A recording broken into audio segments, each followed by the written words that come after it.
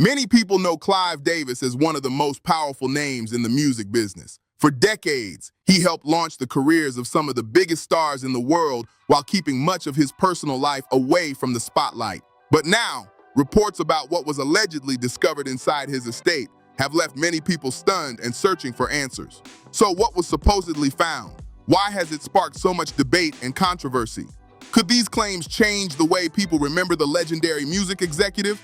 One story that continues to spread online centers on a conspiracy theory involving Clive Davis.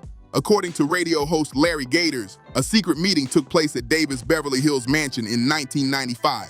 Gators claimed that rappers from across the country attended the gathering. He also alleged that people connected to the CIA, the FBI, and executives from private prison companies were in the same room.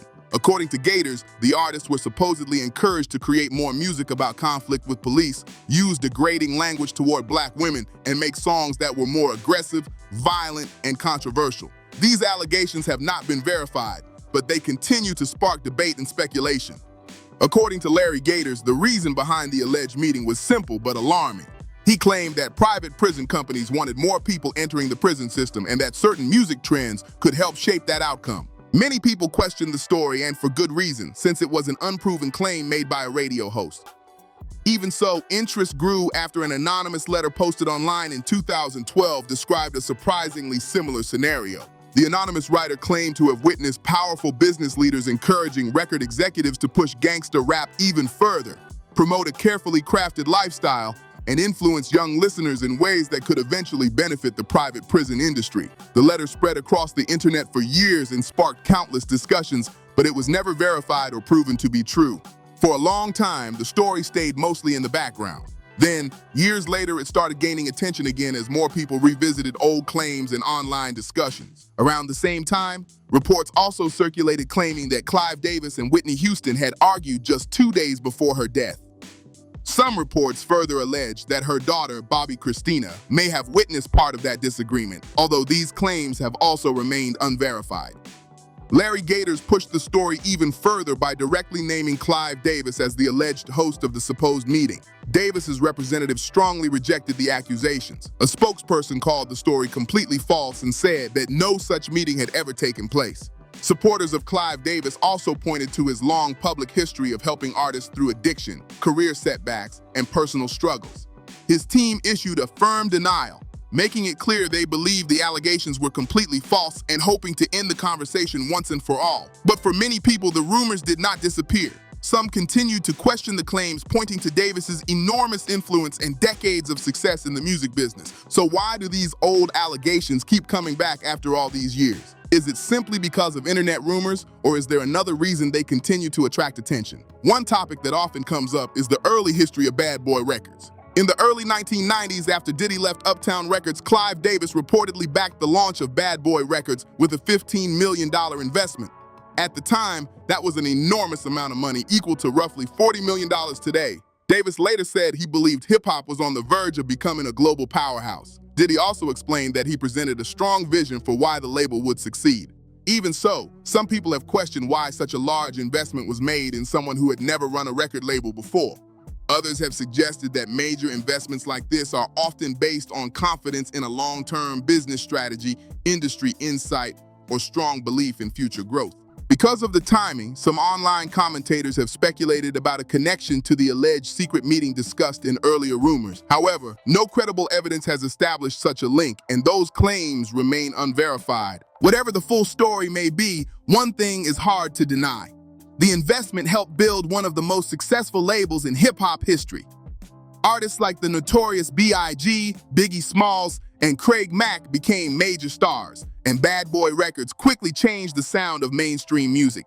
Because of that rapid rise, some supporters of different theories argue that such a powerful music empire did not come together by chance. Some people believe the story stretches back even further into the 1980s. They often point to Priority Records, whose founders had previously worked at K-Tel International, a company best known for television music compilations and novelty records. Critics have questioned how a business with that background later became connected to NWA, one of the most influential and controversial groups in hip-hop history. Over the years, some members of NWA reflected on the public image that surrounded the group. Ice Cube has spoken about times when he felt the industry benefited from the image they projected. Dr. Dre was not widely known as a gangster before the group's rise, and DJ Yella also did not fit that public stereotype. Those comments have led some people to argue that parts of the group's image were shaped or amplified for entertainment and marketing, although opinions differ on that interpretation. What is clear is that the image connected with millions of fans. The group sold huge numbers of records, packed arenas, and became known around the world. Some critics believe that era helped establish a business model the music industry expanded on in later years. By the 1990s, they argue, record labels already had experience, financial support, and ambitious executives ready to build the next generation of major entertainment brands. Diddy eventually became one of the biggest figures in that movement, helping shape an era of hip-hop that reached audiences around the world. Today, however, the situation looks very different. He is being held at the Metropolitan Detention Center, MDC, management. He has remained there since his arrest, and his legal situation will depend on how the court process unfolds. And at the same time, online rumors continue to spread about whether Diddy is cooperating with federal prosecutors. Some people claim he is sharing information, while others point out that no public evidence has confirmed those reports. His attorney, Mark Agnifilo, has publicly said that Diddy is eager to testify and might be difficult to keep off the witness stand. Those comments quickly grabbed attention and sparked even more speculation. Supporters of these theories believe that if Diddy were to testify, he could speak about people, business relationships, or events from decades ago. Some even speculate that such testimony could bring renewed attention to old allegations that have circulated for years. However, those ideas remain speculative, and there is no public confirmation that any such testimony would involve the rumors discussed in this story. As of now, no federal charges have been announced against Clive Davis, and no publicly available evidence has verified the long-running allegations surrounding him. Even so, the stories continue to generate debate because of the lasting influence of major music executives, the industry's history, and the unanswered questions that continue to fuel online discussions. What's the real contrast between Clive Davis and Diddy? Are their stories truly moving in completely different directions? The comparison has become a major talking point, and many people are paying close attention. On June 4th, 2025, Clive Davis received the Apollo Theater's Legacy Award during a star-studded event celebrating his decades of influence in music. Method Man performed, and Busta Rhymes publicly praised Davis for his impact on the industry. Around that same time, Diddy remained in federal custody as his legal case continued. The difference between their public situations could hardly have looked more dramatic. While one music executive was being honored on stage in front of a crowd of celebrities, another major figure in the industry was facing a very different reality inside a detention facility. That sharp contrast has fueled conversations online, with many people comparing their very different paths. Even so, it is important to separate public speculation from established facts. As of now, no federal charges have been announced against Clive Davis related to the long-running rumors discussed in this video.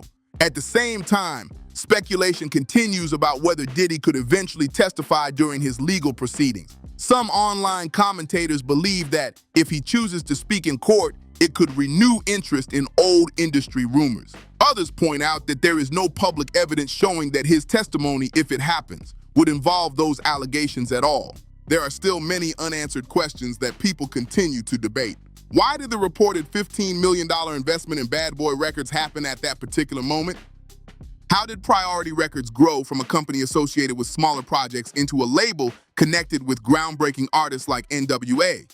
And why has so much attention focused on the possibility of Diddy testifying? These questions continue to spark discussion, but many of the theories built around them remain unverified. What is certain is that the conversation has not faded, and people continue to revisit these stories years later. Meanwhile, Diddy remains at MDC Brooklyn as his legal case continues. The longer the process lasts, the more attention his situation receives. Reports have said that he sought credit for time already served as part of his sentencing, but the court imposed its sentence, meaning his earliest possible release could be around late 2028, depending on future legal developments. For now, his future depends on what happens in court. At the same time, reports and online discussions continue to focus on whether he may eventually testify. His attorney, Mark Agnifilo, has publicly stated that Diddy is eager to take the witness stand. That comment immediately sparked new speculation, with some people wondering what information he might have because of his years at the highest levels of the music business. As the founder of Bad Boy Records, Diddy worked alongside influential artists and executives for decades. Even if he had no involvement in the alleged events discussed earlier, some commentators believe his experience could give him insight into how major business decisions were made and how the industry operated behind the scenes. Others caution that this remains speculation, and there is no public evidence showing that he possesses information related to those long-running rumors. Some online theories go even further, suggesting that if investigators were ever interested in revisiting those old allegations, testimony from someone with first-hand industry experience could draw attention. However, there is no public evidence that federal investigators are pursuing Clive Davis in connection with those claims, and the allegations remain unverified.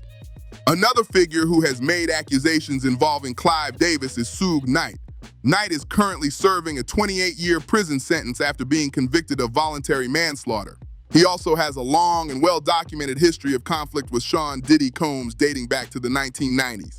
Because of that history, many people question whether his statements should be viewed as impartial, while others continue to debate the claims he has made. Because of Suge Knight's long-running feuds within the music industry, many people believe he has personal reasons to criticize former rivals or present events from his own point of view.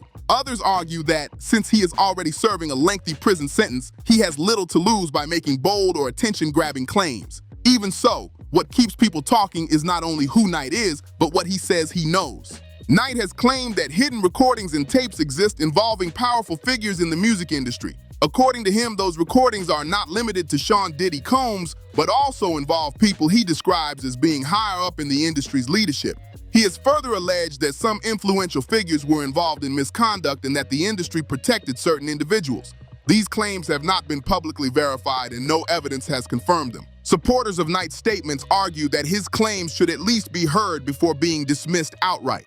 They point out that he has not portrayed himself as an innocent victim and has instead said he is sharing what he believes happened behind the scenes during his years in the business. Critics, however, question his credibility because of his criminal conviction and personal history with several people in the industry. Among Knight's most controversial allegations is something he referred to as the egg test. He never fully explained the idea in every public interview, but he suggested that some young or aspiring artists were allegedly subjected to degrading or humiliating situations as an unofficial way of testing or initiating them before they were fully accepted into parts of the music industry. No public evidence has verified that this alleged practice occurred. According to Suge Knight, the alleged practices he described were not hidden from everyone. He claimed they were more like an open secret within parts of the music industry, with some people allegedly aware of what was happening but unwilling to speak publicly about it. In his version of events, Knight also named Clive Davis, alleging that Davis knew about certain misconduct and allowed it to continue. Knight did not publicly accuse Davis of personally organizing the alleged incidents, but instead claimed he failed to stop them. These allegations have not been substantiated by public evidence. Clive Davis's representatives strongly rejected those accusations. A spokesperson described Knight's statements as completely false and argued that they came from someone serving a prison sentence who has long-standing personal grievances with people in the music business. From their perspective, the claims are driven by resentment rather than facts. That is where the controversy becomes even more complicated. On one side, many people question Knight's credibility because of his criminal conviction, his prison sentence, and his long history of disputes with powerful figures in the industry. On the other side, Knight has made broad allegations involving major music companies, including Universal and Interscope. He has claimed that, in some situations involving serious accusations against certain artists, companies quietly handled problems behind the scenes rather than through public legal disputes. According to Knight, some individuals were allegedly offered employment or other business arrangements instead. These claims have not been verified, and no public evidence has confirmed that such practices occurred. Knight has also alleged that some payments were made through arrangements that appeared to be legitimate business deals, but were actually designed to keep certain people from speaking publicly. If that were ever proven, critics argue it would raise serious questions about how those agreements were used. However, these allegations have not been verified, and there is no public evidence confirming that such arrangements took place. So far, no publicly known legal action has specifically required Knight to withdraw these particular claims. At the same time, the absence of a public lawsuit does not by itself prove that his allegations are true or false. Even so, some people believe the industry's limited public response has allowed the rumors to continue spreading. That has led to a common question. If these claims are completely false, why haven't they been answered in greater detail through public statements or legal action? Others caution that companies may choose not to respond for many reasons, including legal strategy, and that silence should not be viewed as evidence. That question has fueled even more speculation. Some online commentators have noticed that Universal and Interscope have not issued broad public responses addressing every allegation Knight has made. They wonder whether staying quiet is simply the preferred strategy. Whether that is true remains unknown, but the discussion has continued instead of fading away. Knight has continued making public statements, and each new interview brings fresh debate. He is also not the only person to claim that powerful figures in the music industry sometimes protected their business interests when enormous amounts of money were involved. Critics often expand the conversation beyond one individual, arguing that earlier industry controversies deserve closer examination as part of a much broader story. These broader claims also remain matters of debate rather than established fact. One event that is often brought up happened in 1991 at the City College of New York during a charity basketball game promoted by Sean Diddy Combs. According to news reports from the time, planning and crowd control were inadequate for the number of people who showed up. A crowd crush occurred, resulting in multiple fatalities and injuries. The tragedy drew significant public attention and legal scrutiny. Even after that devastating event, Combs continued building his career in the music industry. Just a few years later, Clive Davis reportedly backed the launch of Bad Boy Records with an investment of about $15 million. At the time, that was considered an enormous commitment and reflected strong confidence in the label's future. Supporters viewed it as a bold business decision, while some critics questioned the timing and what it represented. Some commentators argue that the sequence of events shows how influential figures in the entertainment business can recover from major controversies if they continue delivering commercial success. Others strongly disagree with that interpretation and note that it remains an opinion rather than evidence of wrongdoing. The investment itself has never been shown to prove any improper conduct. There have also been allegations from people who worked in the media.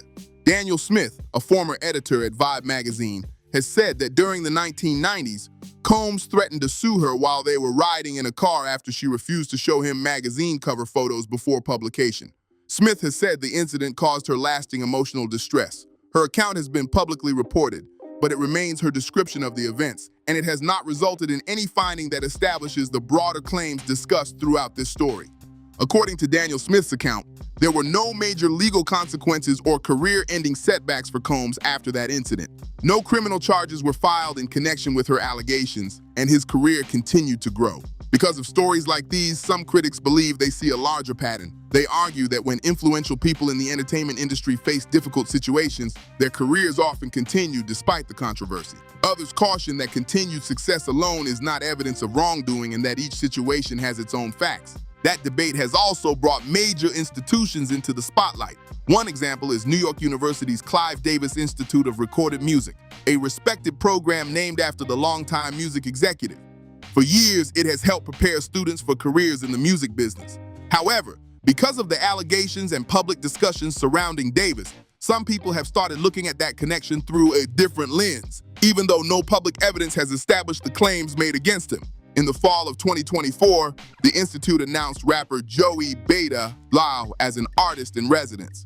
School leaders said his experience could help students better understand today's music business and its financial side. Even so, some critics argue that conversations about money, influence, and power in the industry have made programs like this part of a much broader public discussion about legacy and reputation. The contrast became even more noticeable in June 2025, when Clive Davis accepted the Apollo Theater's Legacy Award during a star-filled event celebrating his impact on music. While some continue to praise his decades of achievements, others remain focused on unanswered questions and long-running allegations that have never been publicly proven. So, what do you think? Are these decades-old stories simply internet rumors that refuse to disappear, or do they raise questions that deserve a closer look? Share your thoughts in the comments below. If you enjoyed this video, don't forget to like, subscribe, and share it with others who follow music history and industry controversies. Thanks for watching, and we'll see you in the next video.